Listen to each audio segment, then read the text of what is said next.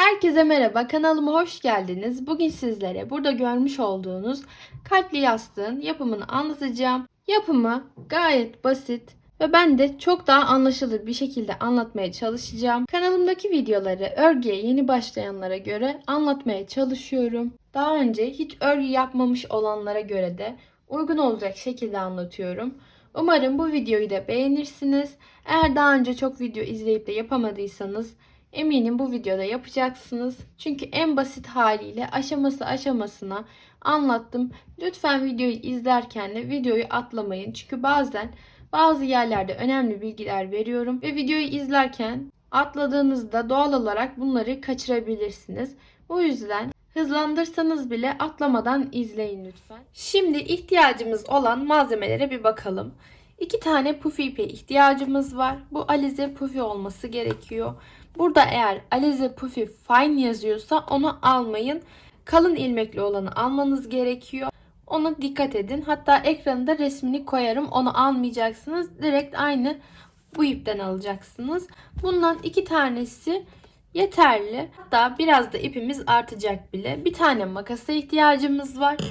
Bir de şöyle kaldığımız yeri belirlemek için ben böyle ipler kullanıyorum. Direkt o ilmek belirleyici ataşlardan da alabilirsiniz. Ben onlardan kullanmıyorum. İp bana daha kolay geliyor. Herhangi bir yerinizi belli etmek için farklı bir ip olur. Küçük bir kurdelenin bir parçası olur. Yani arasına koyabileceğiniz herhangi bir şey hiç fark etmez ne olduğu. Kalın yani kendini belli eden bir ip olsun yeterli.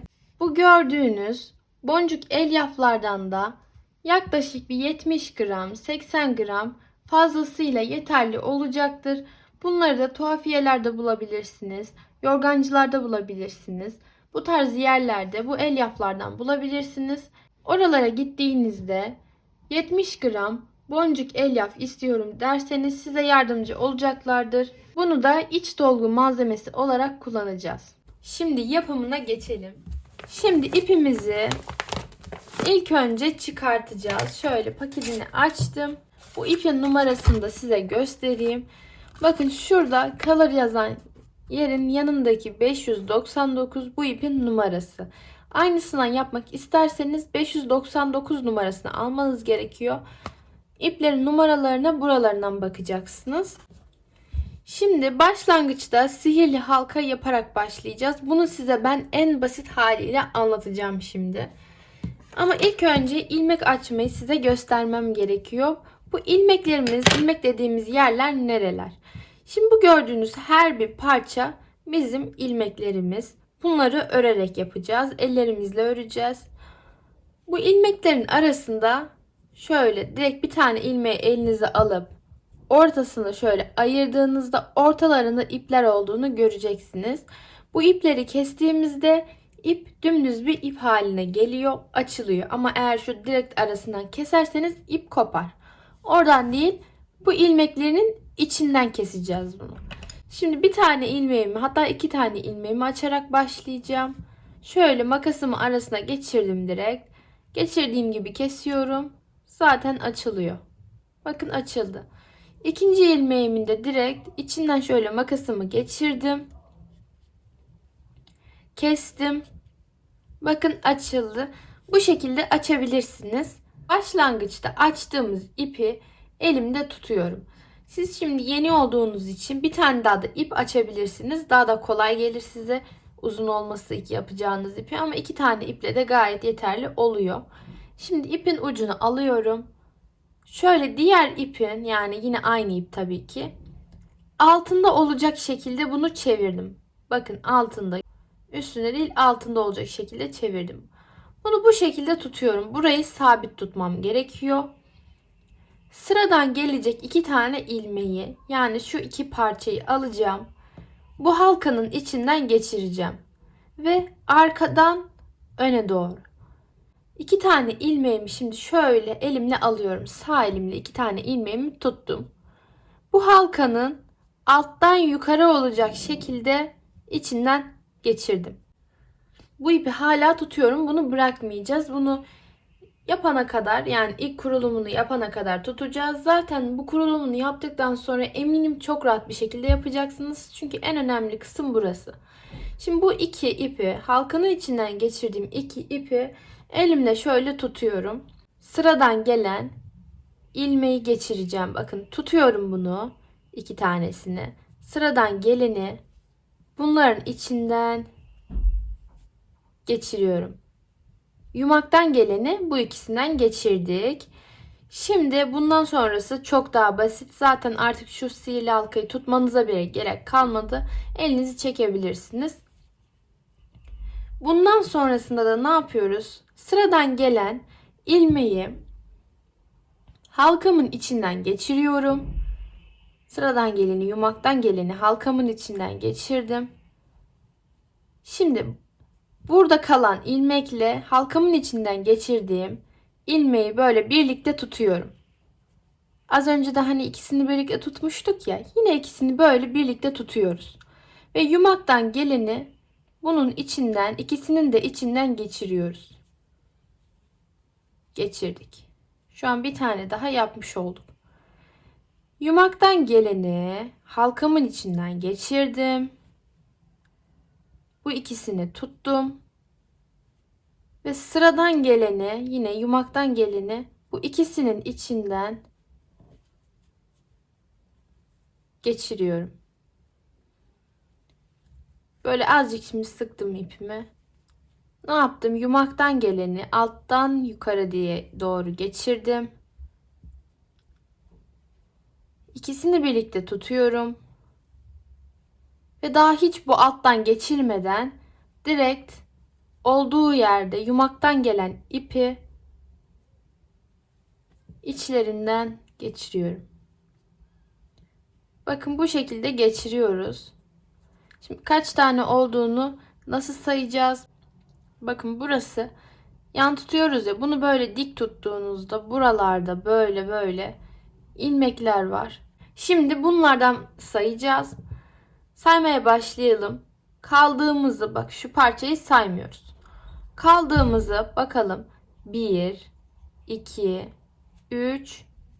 Bir de şurada var. Bak bu biraz daha sıkı. Bir de burada var. Kaç tane? 1, 2, 3, 4. Zaten en sonuna geldikten sonra başka da farkındaysanız yok. 1, 2, 3, 4. 4 tane yaptık. Bizim 6 tane yapmamız gerekiyor başlangıç olarak. Yani 2 tanemiz eksik şu anda. Sıradakini alıyorum. İlk önce halkamın içinden geçirdim. Çıkarttım. Buradaki ilmeğimle halkamın içinden geçirdiğim elimde tutuyorum. Ve daha hiç halkanın içinden geçirmeden bu sıradakini içlerinden geçirdim. Beşinciyi de yaptık. Şimdi altıncıyı yapıyoruz. Halkamın içinden geçirdim. İkisini birlikte tuttum. Ve sıradakini içinden geçirdim. Şimdi bir daha sayalım bakalım ne kadar olmuş. Şöyle üst kısımdaki yerlerini sayacağız. Bunu saymıyoruz. 1, 2, 3, 4, 5, 6. Altıncı da bu. En son yaptığımız. Bakın burası. Hatta şimdiden şu ilmek belirleyici demiştim ya. Şunu şuraya takayım. Daha da rahat anlayacaksınız. Direkt böyle ikili ikili ilmekleri gösterecek şekilde taktım. Bakın 1, 2, 3, 4, 5, 6. Şimdi ipimizi, şu sihirli halkamızın kalan ipi vardı ya. Bunu çekelim ama çok çekmeyin. Yani çekerken biraz daha kibar çekin. Çünkü sert çektiğinizde ipin kopma riski var. Daha önce başıma geldi, o yüzden söylüyorum. Kopabilir. Normalde ip sağlam ama bazen anlamadan çok sert çektiğimizde böyle şeyler yaşanabiliyor. Şimdi bakın en son taktığımız yer burasıydı. Bu ilmek belirleyicimizi. Ve devam edeceğiz. Artık hepsinin içine 2 tane batarak ilerleyeceğiz. Birinci sıramızı tamamladık. İkinci sıramızdayız. Şimdi ilmek belirleyicimi çıkartmadan önce şöyle elinizle burayı tutun. En son kaldığınız ilmeğin yerini tutun. Sonra bir anda unutup en son nereye takmıştım diye düşünebilirsiniz. Tuttuk burayı. İlmek belirleyicimi çıkarttım. Ne yapıyorum? Sıradan gelen, yumaktan gelen ilmeği bu iki ipin içinden, yani ilmeğimin içinden şöyle geçirdim. Bakın geçirdik. Şimdi ilmek belirleyicimi tekrar yerine yerleştireceğim. Bunu geçirdikten sonra şöyle araya, buradaki ilmekle şu geçirdiğim ilmeğin arasına bu ilmek belirleyicimi koydum. Ve bunların ikisini yine önceki sıralarda yaptığımız gibi birlikte tutuyoruz. Ve yumaktan geleni daha hiçbir yerden geçirmeden bunların içinden geçiriyoruz. Ve şuna da dikkat edin. Bu yumaktan geleni böyle önden arkaya doğru geçiriyoruz ya. Bu taraftan, yani şuradan içeriye doğru geçirirseniz yanlış olur. Soldakinden sağdakine doğru ilerleyin. Yani bu taraftan böyle ilerleyin. Eğer böyle ilerlerseniz yanlış yapmış olursunuz. Bir hata yapıyorsanız ve niye olmuyor diyorsanız bir sebebi de bu olabilir. Ona da dikkat edin. Şimdi içinden geçirdim. İkisinin de. Ve yine bir tane, bakın. Aslında bunun ismi sık iğne oluyor. Bir tane sık iğne yapmış olduk. Aynı yerden önceki geçirdiğimiz yerin içinden bir tane daha geçireceğim. Şimdi ilmeğimin içinden bir tane ilmek geçirdim. Yumaktan gelenle birlikte. Ve sıradakini aldım, ikisini ve yumaktan gelen ilmeğimi ikisinin içinden hiçbir yerden geçirmeden geçirdim. Aynı yere iki tane yapmış olduk. Bunun ismi arttırma. Arttırma yaptık. Ve sıradakine de yine aynı şekilde arttırma yapacağız. Hani saydığımızda şu üst sıraları, şuralar 6 çıkmıştı ya. Biz bu 6'yı 12'ye çıkartacağız. Hepsine ikişer tane geçirerek sayımızı 12'ye çıkartmış olacağız. Bunu amaçlıyoruz. Şimdi sıradakini alttan bu şekilde geçirdim. Tuttum bunları. İkisini birlikte. Yumaktan geleni direkt içlerinden geçirdim. Ve aynı delikte, aynı boşluğa tekrar bir tane daha geçirdim. İkisini birlikte tuttum. Ve yumaktan geleni geçirdim. Bakın hepsinden şöyle iki tane çıkmış oluyor. Ben şimdi bunu biraz yavaş anlatıyorum. Çünkü ilk defa eminim yapacak birçok insan var. Ve bu yüzden izliyorlar videoları. O yüzden de anlamanız için daha yavaş, daha sakin anlatmaya çalışıyorum.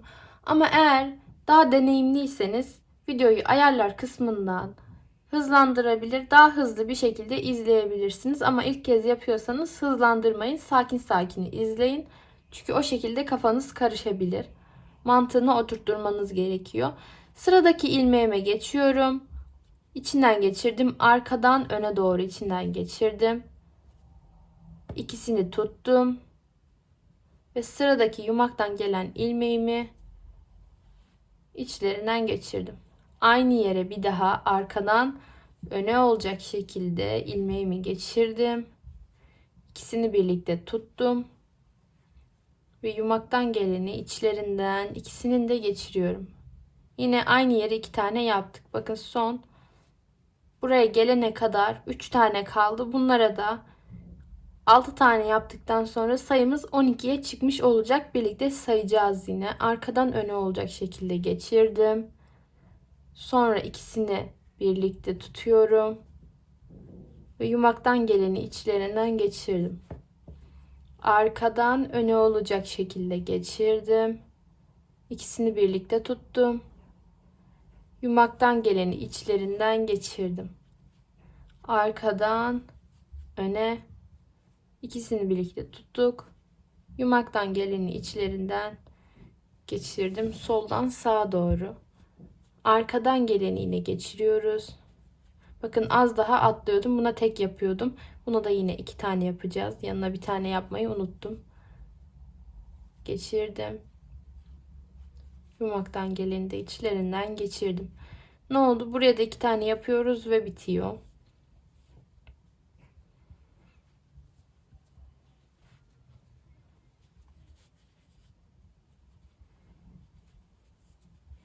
Şimdi bir yerde hata yapmış mıyız diye saymamız gerekiyor. Her zaman her sırada sayarak devam ederseniz bir hatanız olmaz. Olsa da fark edersiniz. Ama sonra ilerledikten sonra bu hatayı fark etseniz bir de bunu anlaması var. Çok uzun sürüyor. O yüzden sayarak ilerlemek her zaman en iyisidir. Buradan bakın üstteki şu başak şeklinde gözüken ilmeklerimiz yerlerimizden saymaya başlayacağız. Bu başakları sayalım. 1, 2, 3, 4, 5, 6, 7, 8, 9, 10, 11. Bir de şu ipi geçirdiğimiz olan ilmek var. Bu da sonuncu 12. Yani 12'yi doğru yapmış olduk. Şimdi 12 olan sayıyı 18'e çıkartmamız lazım. Bunun için ne yapacağız? Bir tane tek yapacağız, bir tane çift yapacağız. Yani birine tek girerken diğerine 2 tane gireceğiz. Sayımız 18'e çıkmış olacak. İlmeğimi çıkartmadan önce şöyle yerimden bir tuttum, çıkarttım. Buradan devam edeceğim. Yani sıradakinden. Alttan geçiriyorum yine aynı şekilde. Geçirdim. Şimdi hemen ilk önce ilmek belirleyicimi takacağım. İkisinin arasına koydum. Şöyle ikisini yine tuttum. Yumaktan geleni direkt ikisinin içinden geçirdim. Sıradakine şimdi ne demiştik? Bir tane tek, bir tane çift. Bunun içine burada tek yaptığımız için sıradakine 2 tane yapacağız. Arkadan öne olacak şekilde geçirdim. İkisini tuttum ve ördüm. Yanına aynı yere bir tane daha yapıyorum. Arkadan öne. İkisini tuttum. Geçirdim. Bir tane tek yaptık. Bakın burada böyle kanca gibi oluyor zaten. Şöyle görüyorsunuz. Buraya çift yaptık. Şimdi çift yaptığımız için sıradaki tek olacak. Buraya arkadan öne yaptım. Bir tane tek. Sıradakine çift. Geçirdim. Birincimi yaptım. Aynı yere bir tane daha yapıyorum.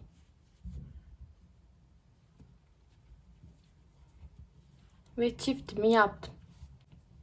En son çift yapmıştık. Şimdi tek.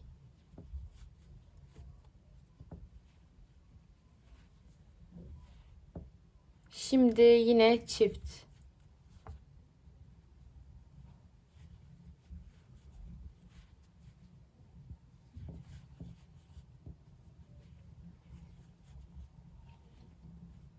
Sıradaki tek.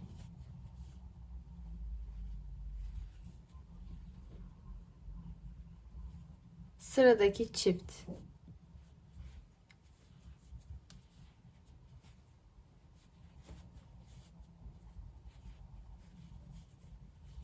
Sıradaki tek.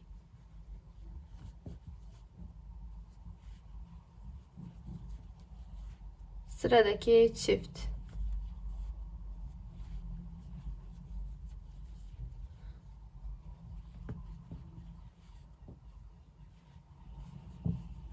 Son 2 tane ilmeğimiz kaldı bakın. Buna da tek ve çift.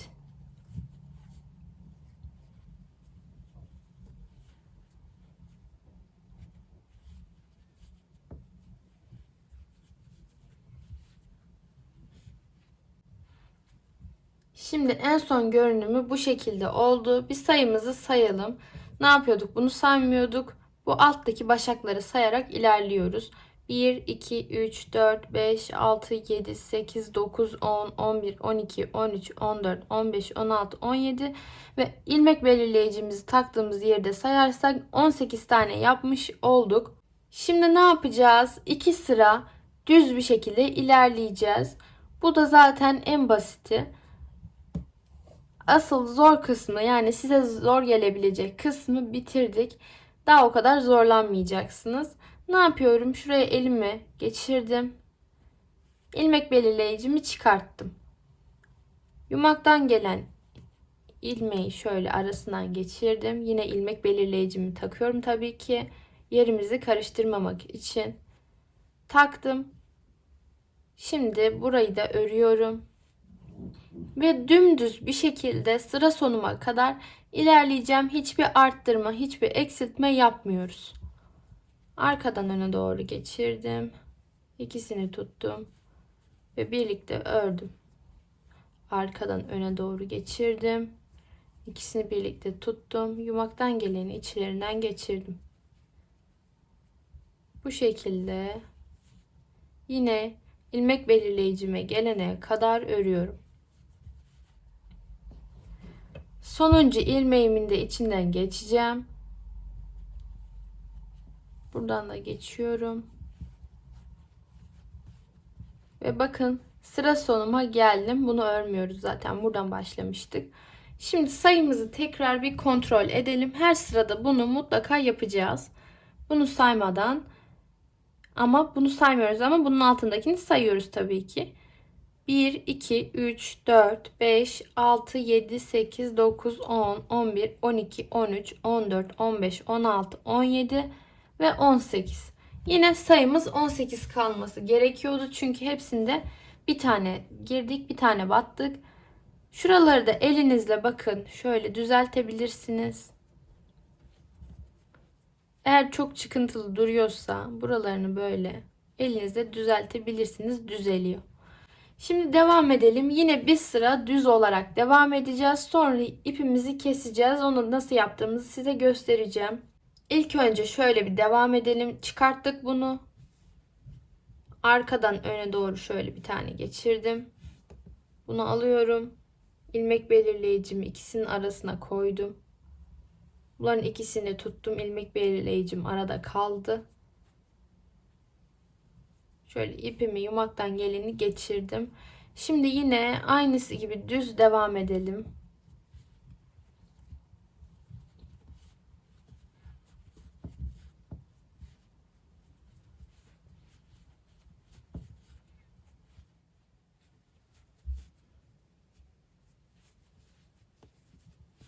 Şimdi sıra sonuma kadar ilerledim, geldim. Bakın en son ilmek belirleyicimin olduğu yere kadar geldim. Onun öncesindekini ördüm ve bitirdim. Yine sayımızı sayalım. 3, 6, 9, 12, 15 ve 18. 18 yani doğru yaptık. Şuraları da şöyle düzeltelim. Şimdi 18'i yaptık. 5 sıra olacak şekilde yaptık. Sıra sayımızı nasıl sayacağız? Onu da size göstereyim.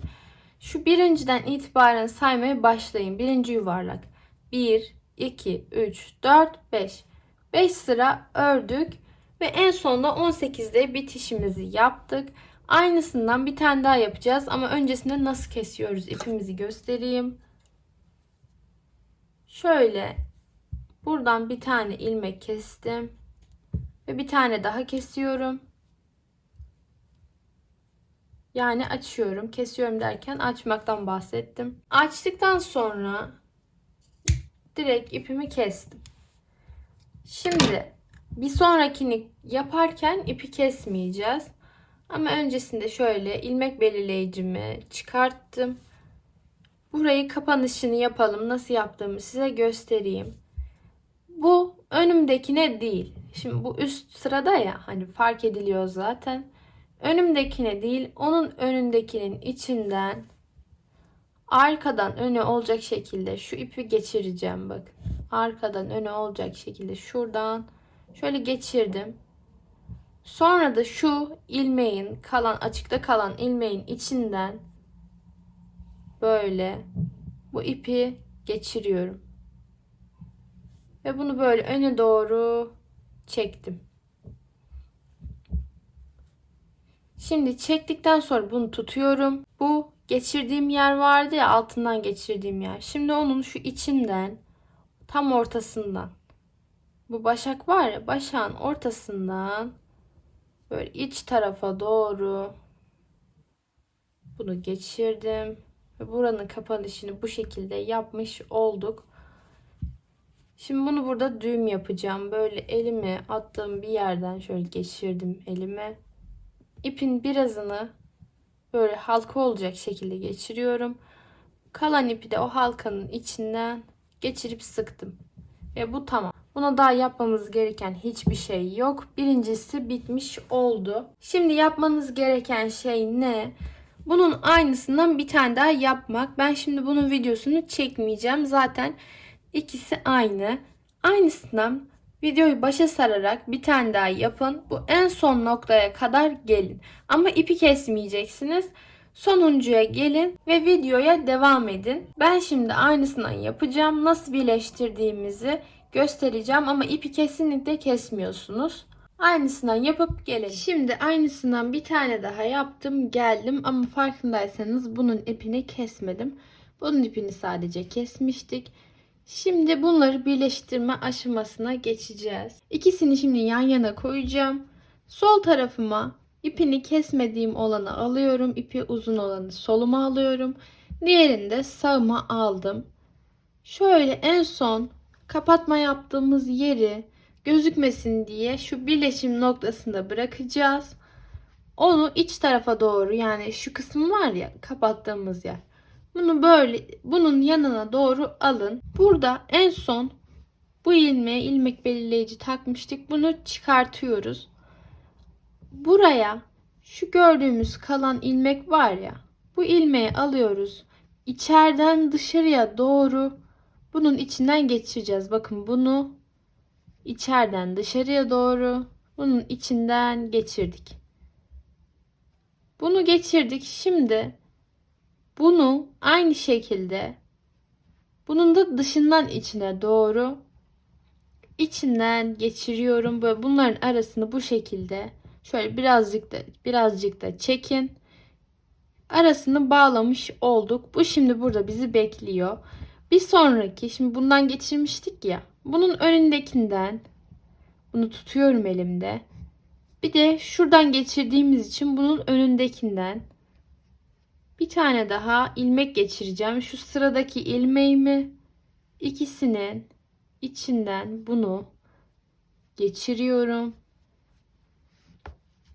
Ve bunu da geçirdim. Şu an iki tanesini geçirmiş oldum. Bir öne geçiyorum. Burada da bir öne geçiyorum. İkisini tuttum. Bir sonraki ilmeğimi ikisinin içinden geçirdim. Şu ana kadar 3 tane geçirdik. Bir tane daha geçireceğiz. 4 tane geçiriyoruz bu şekilde. Sıradakini ikisinden geçirdim. Şimdi bunu kapatmaya başlayacağız. Nasıl kapatıyorum? Benim önümdekini arkasındakinden geçirerek şöyle öne doğru geçiriyorum. Önümdekini, bana yakın olanı, bana uzak olanın içinden geçirdim. Geçirdim şöyle. Böyle öne doğru çektim. Ve son bunu da aynı şekilde geçiriyorum. Buraya kadar gelmiş olduk ve birleşimimizi güzel bir şekilde yaptık. Bakın arası hiçbir şekilde anlaşılmıyor. Şimdi en son nereden geçirmiştik? Buradan geçirmiştik. Burası boş. Buradan hiçbir şey henüz geçirmedik ama buradan geçirmiştik. Biz geçirdiğimiz yerden devam edeceğiz. Bakın alttan şu anda ilmek geçiyor, farkındaysanız. Buradan ilmeğimi, yumaktan gelen ilmeğimi alttan içten dışarıya olacak şekilde, bana doğru olacak şekilde geçirdim. İlmek belirleyicimi alıyorum. Araya koydum. Koyduktan sonra bu ikisini birlikte tutuyorum elimde ve hiçbir yerden geçirmeden yumaktan gelen ilmeğimi, sıradaki ilmeğimi bunların içinden geçiriyorum. Ve birinciyi yaptık. Şimdi onun önündekine geçiyorum. Yine arkadan öne doğru olacak şekilde geçirdim. İkisini birlikte tuttum. Ve yumaktan gelen ilmeğimi direkt içlerinden geçirdim. Aslında şimdi önceki sıralarda yaptığımız şeyi tekrarlıyoruz. Bu şekilde ilerleyeceğiz. Her birinin içinden bir tane geçirerek ilerliyoruz. Bakın bunda da aynı şekilde arkadan öne doğru geçirdim. İkisini tuttum ve yumaktan geleni içlerinden geçirdim. Arkadan öne olacak şekilde geçirdim. İkisini tuttum, yumaktan geleni geçirdim. Orta kısma gelene kadar aynı şekilde devam edelim.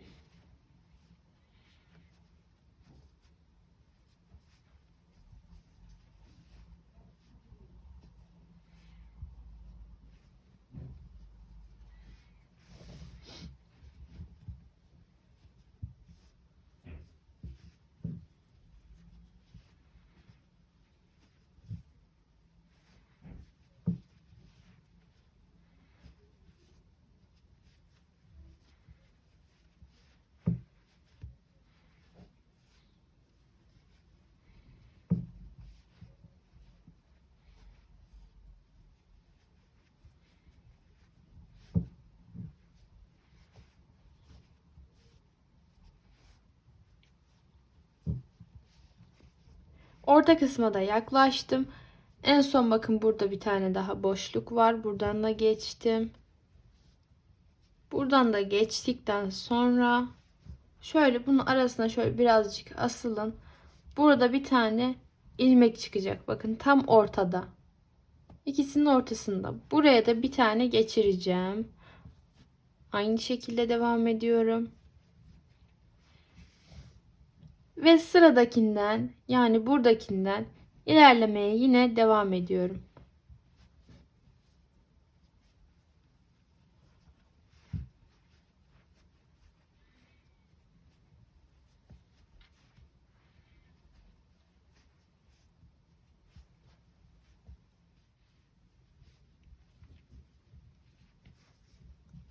Bakın sona yine yaklaştık. Son bir tane burada kaldı.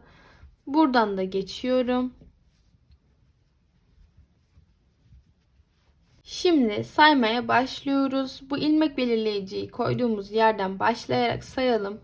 1, 2, 3, 4, 5, 6, 7, 8, 9, 10, 11, 12, 13, 14, 15, 16, 17, 18, 19, 20, 21, 22, 23, 24, 25, 26, 27, 28, 29, 30, 31 ve 32.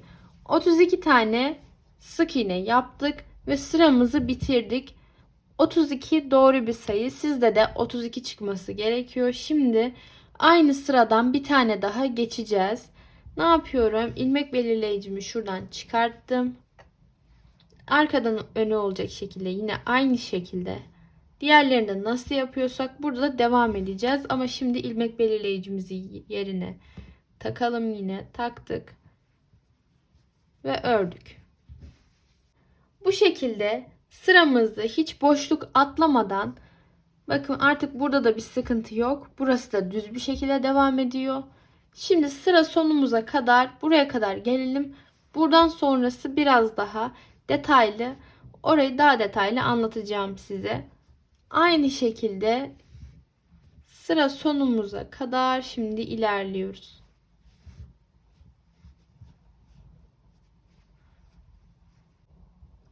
Henüz daha sıra sonuma gelmeden, yani az önce gösterdiğim sırayı bitirmeden ipim bitti. Şimdi size yeni ipe nasıl geçilir, ipimizi nasıl bağlayacağız göstereyim ve sıramı o şekilde tamamlayacağım. İpimi alıyorum. Yine paketinden çıkarttım. Bunda da size gösterdiğim şekilde şöyle ilmeğimin arasını makasla açacağım. Bakın açtım. Şimdi ne yapıyoruz? Bunda ikisinden de bir tane ilmeğimi açtım.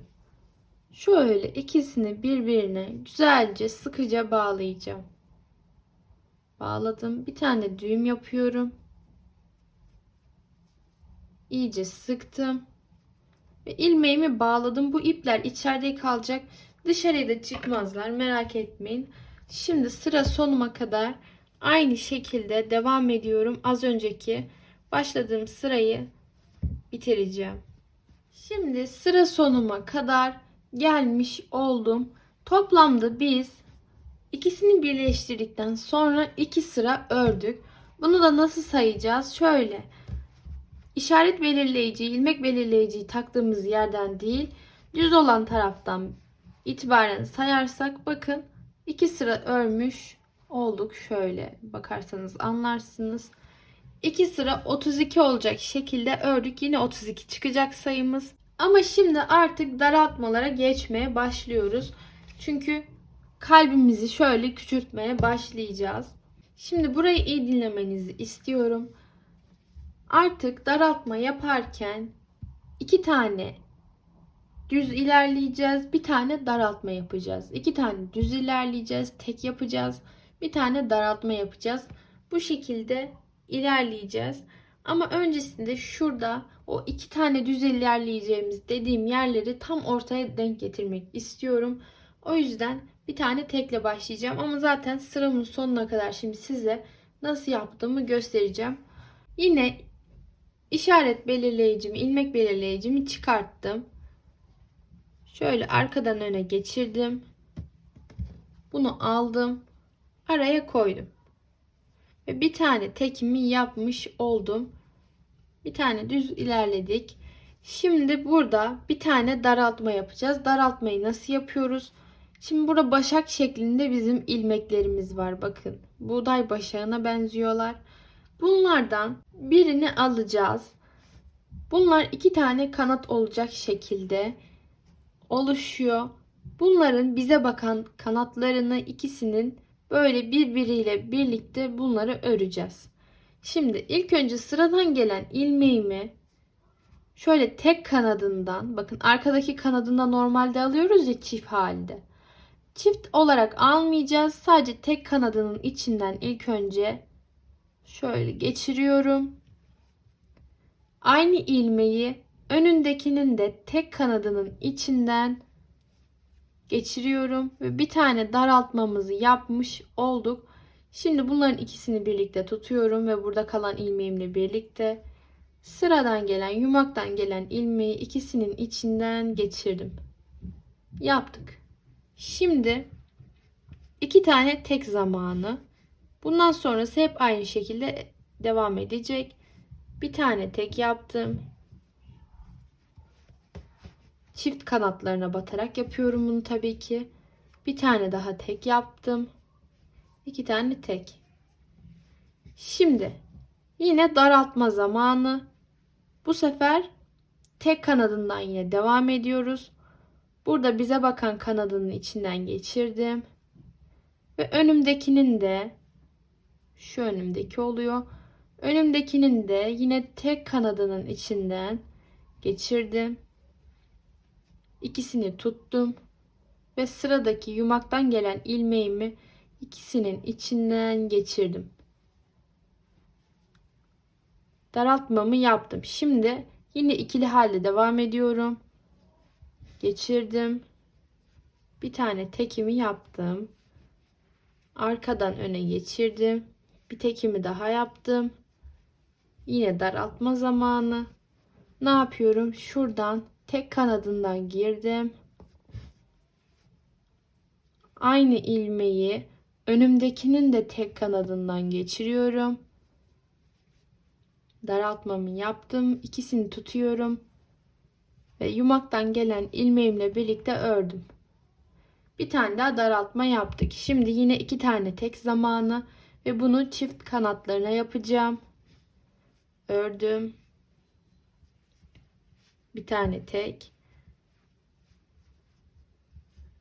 Burada da bir tane tek. Ve yine daraltma zamanı. Tek kanatlarından giriyorum. Girdim.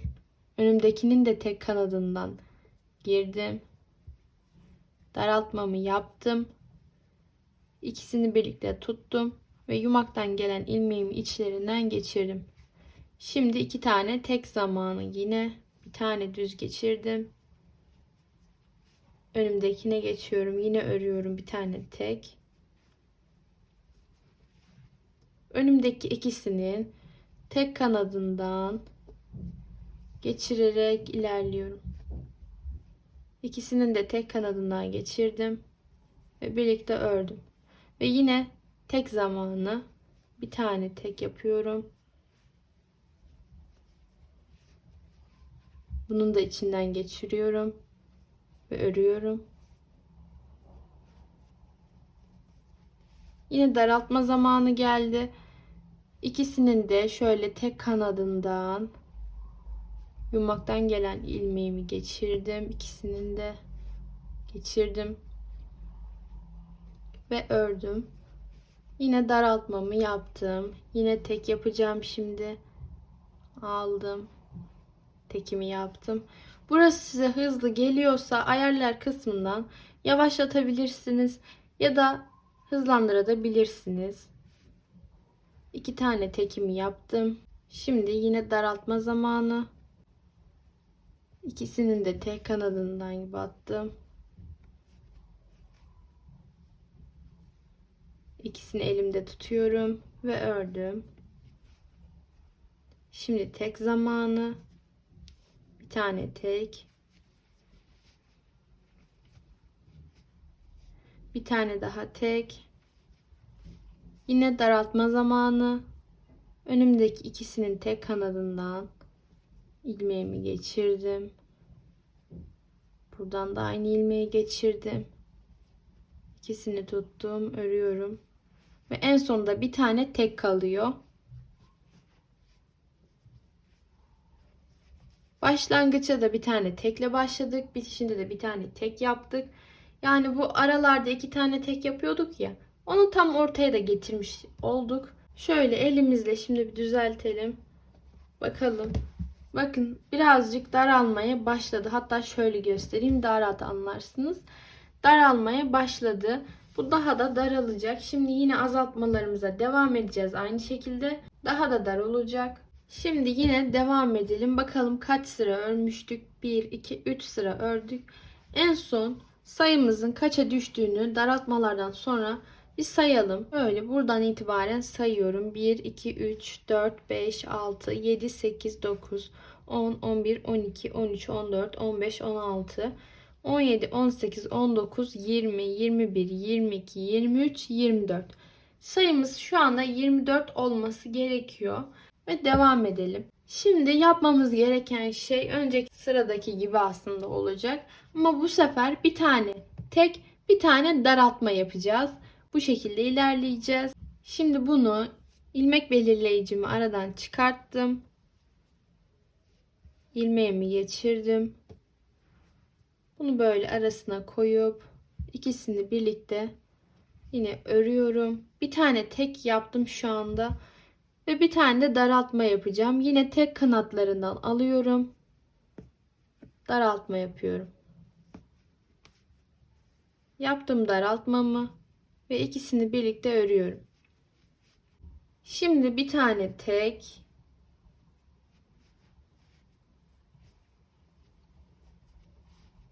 bir tane daraltma yapacağım. İkisinin de tek kanadından, şöyle tek kanadından geçirdim. Bunun da tek kanadından geçirdim ve ikisini birlikte ördüm. Bir tane tek,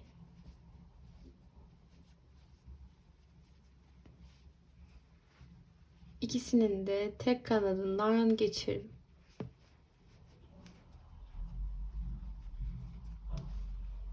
Bir tane tek,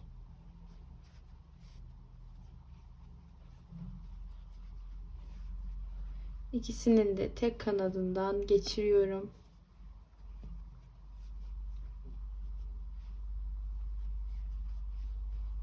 Bir tane tek, İkisinin tek kanadından geçiriyorum. Tek, yine daraltma,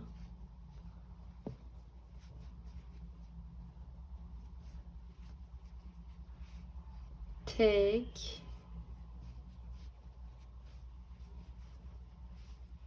daraltma,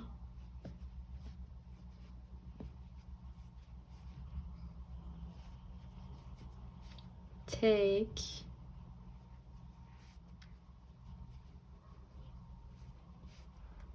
ve bir tane daraltmayla bitiriyoruz. Sıramızın en sonunda bir tane daraltma gelmesi gerekiyor. Şimdi sayımızı tekrar bir sayalım. Doğru mu değil mi görelim. Buradan itibaren başlıyorum. 1, 2, 3, 4, 5, 6, 7, 8, 9, 10, 11, 12, 13, 14, 15, 16. Sayımız 16 oldu. 16 doğru bir sayı. Şimdi bir sıra daha 16 yapacağız. Bunun için de düz örmemiz gerekiyor. Yani hiçbir daraltma yapmadan dümdüz bir sıra daha 16 öreceğiz. İlmek belirleyicimi çıkarttım. Arkadan öne geçirdim. Bunu geri takıyorum. Ve ikisini birlikte ördüm. Bu şekilde sıra sonuma kadar dümdüz bir şekilde ilerleyeceğim. Hiçbir daraltma yapmadan hepsini bir tane geçirerek sıra sonuma kadar ilerliyorum. Şimdi sıramı bitirdim ve sayımızı tekrar bir sayalım. 1, 2, 3, 4, 5, 6, 7, 8, 9, 10, 11, 12, 13, 14, 15, 16. Bir sıra düz ilerlediğimiz için sayımızın 16 çıkması gerekiyordu. Şu an doğru. Bundan sonrasını komple daraltma yaparak ilerleyeceğiz. Ama öncesinde biraz içini elyafla doldurmamız gerekiyor. Şimdi elyafımı alıp geliyorum. Şimdi kalp yastığımızın içini elyaf doldurmaya başlayabiliriz. Boncuk elyaflarımı alıyorum. İçine güzelce dolduruyorum.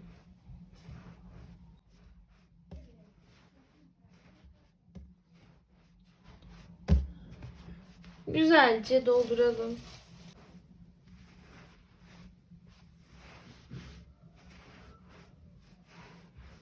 Elyafı ilk başta doldurduğunuzu, iyi doldurduğunuzu zannedebilirsiniz ama iyice şöyle bakın dolu olması gerekiyor. Arkasının da önünün de dolu olması gerekiyor. Tabi siz daha yumuşak seversiniz. Çok doldurmazsanız daha yumuşak olur. Eğer aşırı doldurursanız da sert olur ve buralardan fırlamaya başlar elyaf. O yüzden ne aşırı ne de az. Bir kısmını doldurdum. Şu an bayağı da bir geniş de oldu. Kapatmalarımızı yapmaya devam edelim. Bundan sonrası full kapatma olacak şekilde devam edecek. Artık hiç tek yapmayacağız. Hepsini daraltma yapacağız. Şimdi buradan ilmek belirleyicimi çıkarttım. Buradan tek kanadından sıradaki ilmeğimi tek kanadından geçirdim. Aynı ilmeği önümdekinin de tek kanadından geçirdim. Ve ikisini birlikte örüyorum.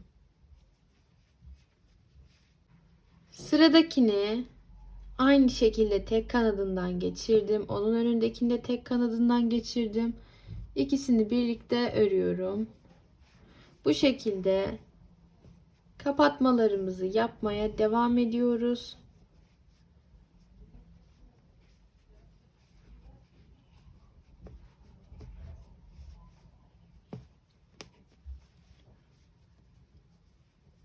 İyice daralana kadar aynı şekilde daraltma yapalım.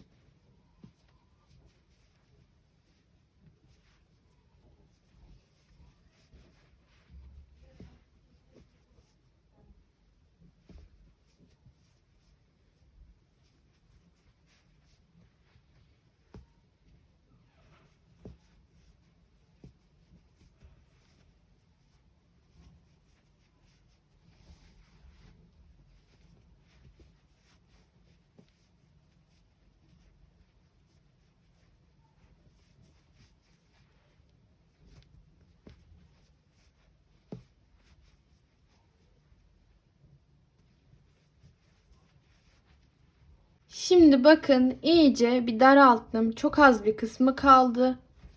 Şöyle üstten görünüşte bu şekilde oluyor. Elinizle birazcık böyle bastırın. Şeklini düzeltin. Şu son kısımları azıcık boş kaldı. Buralara azıcık da ekleme yapabiliriz. Şöyle elyaf alıp kalan kısımlarını da birazcık doldurabiliriz.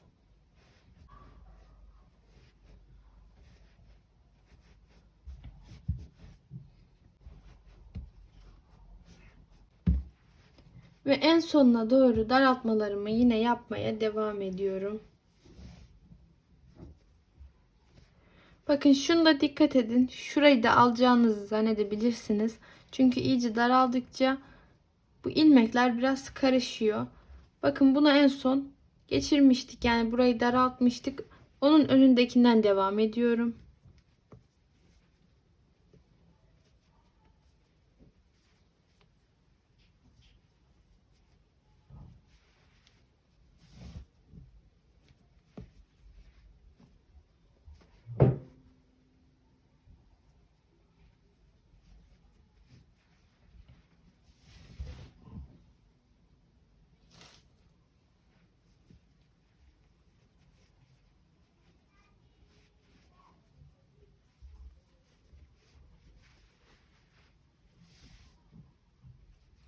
Bakın en son 2 tane şurada kaldı.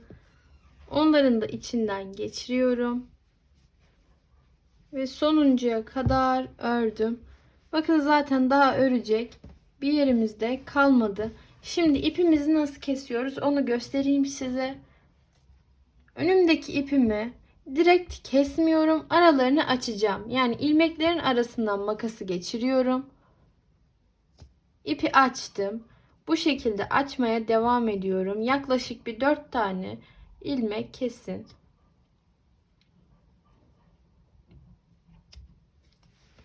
Bu şekilde 4 tane ilmeğimi açtım. Şimdi direkt ipimi kesiyorum, ayırdım. Şimdi ilmeğimde şu son kalan yeri elimle böyle bir çekiyorum. İyice çektim ipimi aradan şuradan bir çıkartıyorum. Şimdi bunu çıkarttık ya, bu ilmeğimi de açacağım. Tam ortasından geçirdim. En sonki ilmeğimi de açtım.